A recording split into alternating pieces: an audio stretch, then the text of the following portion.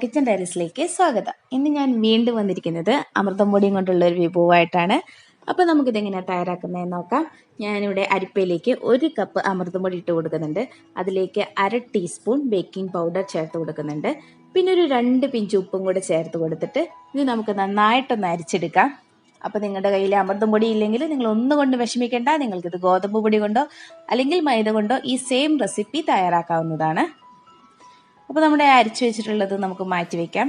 ഇനി ഒരു മിക്സിയുടെ ജാറിലേക്ക് ഞാനിവിടെ 1/3 കപ്പ് പഞ്ചസാര ഇട്ട് കൊടുക്കുകയാണ്. ഇത് 1/2 കപ്പിനും 1/4 കപ്പിനും ഇടയിൽ വരുന്ന കപ്പാണ്. അപ്പം നമ്മുടെ പഞ്ചസാര ഇവിടെ പൊടിച്ചെടുത്ത് വന്നിട്ടുണ്ട്. അതിലേക്ക് ഞാനിവിടെ ഒരു മുട്ടയൊന്ന് ചേർത്ത് കൊടുക്കുകയാണ്. അപ്പോൾ നിങ്ങൾക്ക് മുട്ട കൂട്ടാത്ത ആൾക്കാരാണെങ്കിൽ നിങ്ങൾക്ക് ഇതിന് പകരം ബട്ടർ വേണമെങ്കിലും യൂസ് ചെയ്യാം. ഇതിലേക്ക് ഞാൻ ഒരു 1/4 ടീസ്പൂണോളം വാനില എസൻസും കൂടെ ചേർത്തിട്ട് നമുക്കിനി നന്നായിട്ടൊന്ന് അടിച്ചിട്ട് വരാം. ഈ അടിച്ച കൂട് നമുക്ക് നേരത്തെ അരിച്ചു വെച്ചിട്ടുള്ള അമൃതം പൊടിയിലേക്ക് ഒഴിച്ചു കൊടുത്തിട്ട് അതിലേക്ക് 1 സ്പൂൺ നെയ്യും കൂടെ ചേർത്ത് കൊടുത്തിട്ട് ഇനി നമുക്കിത് നന്നായിട്ട് മിക്സ് ചെയ്യാം. അപ്പോൾ അമൃതം പൊടി എന്താണെന്ന് ഞാൻ ഡീറ്റെയിൽ ആയിട്ട് പറയാത്തത്, ഞാൻ ഇതിനു മുന്നേ 2-3 വീഡിയോ അമൃതം പൊടിയുടെ വെറൈറ്റി റെസിപ്പീസ് ഇട്ടിട്ടുണ്ടായിരുന്നു. അപ്പോൾ നിങ്ങൾ അത് കാണാത്തവരുണ്ടെങ്കിൽ തീർച്ചയായിട്ടും പോയി കാണണേ. ഇനി ഇതിലേക്ക് ഞാനിവിടെ 1 സ്പൂൺ ചോക്ലേറ്റ് അരിഞ്ഞതാണ് ചേർത്ത് കൊടുക്കുന്നത്. ഡാർക്ക് ചോക്ലേറ്റ് ആണ്. ഇതുപോലെ ഒരു പീസാണ് അരിഞ്ഞ് ചേർത്തിരിക്കുന്നത്. പിന്നെ ഇതിലേക്ക് തന്നെ ഞാനിവിടെ 1/2 സ്പൂൺ ജാമാണ് ചേർക്കുന്നത്. മിക്സഡ് ഫ്രൂട്ട് ജാമാണ്. അപ്പോൾ ഈ ജാം ചേർക്കുന്നത് ഒരു പ്രത്യേക ടേസ്റ്റ് ആട്ടോ, നല്ലൊരു ടേസ്റ്റ് തന്നെയാണ് തരുന്നത്. നിങ്ങൾക്ക് വേണമെങ്കിൽ ചോക്ലേറ്റ് ചേർക്കുന്നത് സ്കിപ്പ് ചെയ്യാം, എന്നാലും ജാം ചേർക്കണം എന്നാണ് എൻ്റെ ഒരു അഭിപ്രായം. അപ്പോൾ ഇത് ഇത്തിരി ലൂസായിട്ടാണ് ഇരിക്കുന്നത്. അപ്പോൾ നമ്മുടെ ഒരു ചപ്പാത്തി മാവിൻ്റെ പരുവാണെങ്കിൽ കുറച്ചും കൂടി ഒന്ന് പൊടി ചേർത്തിട്ട് നന്നായിട്ടൊന്ന് കുഴച്ചെടുക്കണം. അപ്പം ഞാനിവിടെ പൊടി അരിച്ചിട്ട് തന്നെയാണ് എടുത്തിട്ടുള്ളത്. അപ്പം നമ്മൾ എടുക്കുന്ന മുട്ടയുടെ ക്വാണ്ടിറ്റി അനുസരിച്ച് പൊടിയുടെ അളവിൽ മാറ്റം വരും. അതുകൊണ്ട് നോക്കിയിട്ട് ചേർത്താൽ മതി.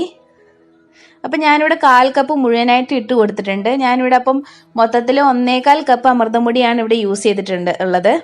കണ്ടോ, ഈ ഒരു പരുവത്തിലാണ് വേണ്ടത്. അപ്പോൾ ഒത്തിരി ലൂസും അല്ല എന്നാൽ കട്ടിയും അല്ലാത്ത രീതിയിലാണ് വേണ്ടത്. അപ്പം ഞാനിവിടെ അപ്പച്ചമ്പിലാണ് ഉണ്ടാക്കിയെടുക്കാൻ പോകുന്നത്. അപ്പോൾ അപ്പച്ചമ്പിൽ കുറച്ച് ഉപ്പ് ഇട്ട് കൊടുത്തിട്ടുണ്ട്.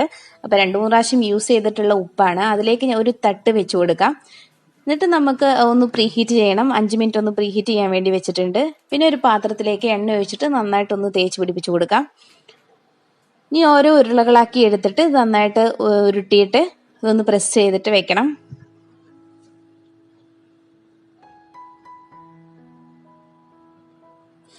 അപ്പം ഈ ഒരു പരുവത്തിൽ ആക്കിയാൽ മതി.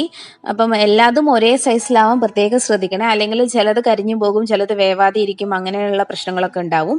പിന്നെ നിങ്ങൾക്ക് മുകളിൽ എന്ത് ഷേപ്പ് വേണമെങ്കിലും നിങ്ങൾക്ക് വെക്കാവുന്നതാണ്. ഇതുപോലെ ഫോർക്ക് കൊണ്ട് അമർത്തി കൊടുക്കുക, എന്ത് വേണമെങ്കിലും നിങ്ങളുടെ ഇഷ്ടത്തിനനുസരിച്ച് നിങ്ങൾക്ക് ചെയ്യാവുന്നതാണ്. പിന്നെ ഇതുപോലെ വേറൊരു ഐഡിയ ഉള്ളത്, ഇതുപോലെ ഉണ്ട ഉരുട്ടിയിട്ട് അതിൻ്റെ ഉള്ളിൽ ജാം തേച്ചിട്ട് ഇങ്ങനെ പരത്തി വെക്കുകയാണെങ്കിൽ അതിനും ഒരു പ്രത്യേക ടേസ്റ്റാണ്. ആദ്യം ഞാൻ അങ്ങനെയായിരുന്നു ഉണ്ടാക്കിയിട്ടുണ്ടായിരുന്നത്. ആ ഒരു ടേസ്റ്റ് എനിക്ക് നന്നായിട്ട് ഇഷ്ടപ്പെട്ടു. ഇതും നല്ല തന്നെയാണ്. ജാം നിങ്ങളുടെ ഒരു ഇഷ്ടത്തിനനുസരിച്ച് അളവിൽ മാറ്റം വരുത്താമേ. അപ്പോൾ ഇതുപോലെ ഞാനിവിടെ 4 എണ്ണം ഉണ്ടാക്കി എടുത്തിട്ടുണ്ട്. നമ്മുടെ അപ്പച്ചമ്പ് ഇവിടെ നന്നായിട്ട് ചൂടായിരിക്കുകയാണ്. അപ്പോൾ ഒന്ന് സൂക്ഷിച്ചിട്ട് മാത്രം കൈ പൊള്ളാണ്ട് അത് വെച്ച് കൊടുക്കണം. ഇനി നമുക്കിതൊന്ന് മൂടി വെച്ചിട്ട് ഒരു 15 മുതൽ ഒരു 20 മിനിറ്റാണ് എടുക്കുക. അപ്പം ഞാൻ ഇവിടെ ഒരു 20 മിനിറ്റ് ആയിട്ടുണ്ട്. വേണമെങ്കിൽ ഒന്ന് കുത്തി നോക്കാം. പിന്നെ ആ സൈഡൊക്കെ ഇങ്ങനെ മൊരിഞ്ഞു വന്നിട്ടുണ്ടാകും. അപ്പോൾ ഒന്നുമില്ല, അതൊന്നും പറ്റി പിടിക്കണമൊന്നുമില്ല. അപ്പം നമുക്കിത് സൂക്ഷിച്ചിട്ട് തന്നെ ഇതൊന്ന് എടുക്കണം. അപ്പോൾ വെക്കേണ്ടത് ലോ ഫ്ലെയിമിലാണ് വെക്കേണ്ടത്. പിന്നെ ഇതൊന്ന് ആറിയതിന് ശേഷം ഇതിൽ നിന്ന് ഒന്ന് അടർത്തിയെടുക്കാം. ഇപ്പം നിങ്ങൾ തൊട്ട് നോക്കുകയാണെങ്കിൽ ഇത് വളരെ സോഫ്റ്റ് ആയിട്ടായിരിക്കും ഉണ്ടാവുക. ഇത് നമ്മൾ സൂക്ഷിച്ചെടുത്തില്ലെങ്കിൽ ഇത് പൊട്ടിയൊക്കെ പോകും. ഇതിനടിയൊക്കെ കണ്ടോ, നല്ല ബ്രൗൺ കളറായിട്ട് നല്ല പെർഫെക്റ്റ് ആയിട്ട് വന്നിട്ടുണ്ട്. ഇതിങ്ങനെ കുറച്ച് സമയം ഇരിക്കുമ്പോഴാണ് ഇത് നല്ല ക്രിസ്പി ആയിട്ടായിരിക്കും ഉണ്ടാവുക. അപ്പോൾ നിങ്ങൾക്ക് കുറച്ചും കൂടെ ക്രിസ്പി ആയിട്ട് വേണമെങ്കിൽ ഇതൊന്ന് തിരിച്ചിട്ടും കൂടി ഇട്ടിട്ട് ഒരു 5 മിനിറ്റ് ഒന്ന് മൊരിയിച്ചെടുക്കണം. അപ്പം കുറച്ചും കൂടെ നല്ല ക്രിസ്പി ആയിട്ടായിരിക്കും ഉണ്ടാവുക. പിന്നെ ഇത് അടുത്തത് ഞാനിവിടെ ഒരു ഇഡ്ഡലി തട്ടിലാണ് ഉണ്ടാക്കിയെടുക്കുന്നത്. താഴെ ഇതുപോലെ തന്നെ ഉപ്പിട്ടിട്ടാണ്. അപ്പോൾ ഇത് ബ്രൗൺ കളർ ആകുമ്പോൾ ഞാനിതൊന്ന് തിരിച്ചും കൂടി ഇട്ട് കൊടുത്തിട്ട് നല്ല ഒരു അപ്പുറത്തും കൂടെ ഒരു കളർ കിട്ടാൻ വേണ്ടിയിട്ടും കുറച്ചും കൂടെ നല്ല ക്രിസ്പി ആവാൻ വേണ്ടിയിട്ടും ഇങ്ങനെ ചെയ്യുവാണ്.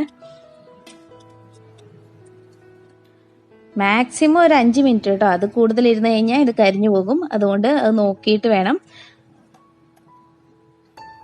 അപ്പം നമ്മുടെ ഇപ്പുറത്തെ ഭാഗവും നല്ല ക്രിസ്പി ആയിട്ട് നല്ല മൊരിഞ്ഞു വന്നിട്ടുണ്ട്. അപ്പം നമുക്കിതെല്ലാം ഇഡ്ഡലി പാത്രത്തിൽ നിന്ന് എടുക്കാം. ഇത് കണ്ടോ, ഇത് നമ്മൾ ആദ്യം പാത്രത്തിൽ ഉണ്ടാക്കിയതായിരുന്നേ. പിന്നെ ഇതും പാത്രത്തിൽ തന്നെ ഉണ്ടാക്കിയതാണ്. അത് ഞാനൊന്ന് തിരിച്ചിട്ടിട്ടൊന്ന് മൊരിച്ചെടുത്തതാണ്. പിന്നെ ഈ കുഞ്ഞത് കണ്ടോ, ഇത് കുഞ്ഞു ഇഡലി പോലെ തന്നെയില്ലേ. അപ്പൊ നമ്മൾ ഇത് ഇഡലി തട്ടിൽ ഉണ്ടാക്കിയതാണ്. അപ്പൊ നിങ്ങൾക്ക് എങ്ങനെ വേണേലും തയ്യാറാക്കാം. അപ്പൊ നിങ്ങൾ വീഡിയോ ഇഷ്ടമായെങ്കിൽ ലൈക്ക് ചെയ്യാനും ഷെയർ ചെയ്യാനും സബ്സ്ക്രൈബ് ചെയ്യാനും മറക്കല്ലേ.